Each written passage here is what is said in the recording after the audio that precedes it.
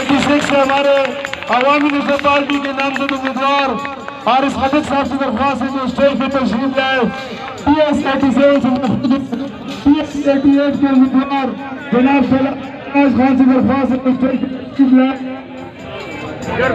PS89 से हमारे उम्मीदवार जनाब रजा खान दरख्वास्त है जो स्टेज पे तशरीफ लाए।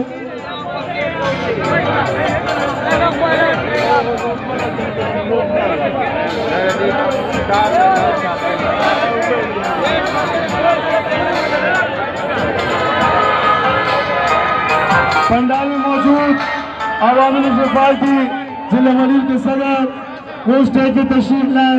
सीनियर नायब सदर नसीर खान से दरख्वास्त है वो स्टेज पे तशरीफ लाए। NA 231 के उम्मीदवार जनाब करीम खत्म से दरख्वास्त है कि स्टेज पे तशरीफ लाए।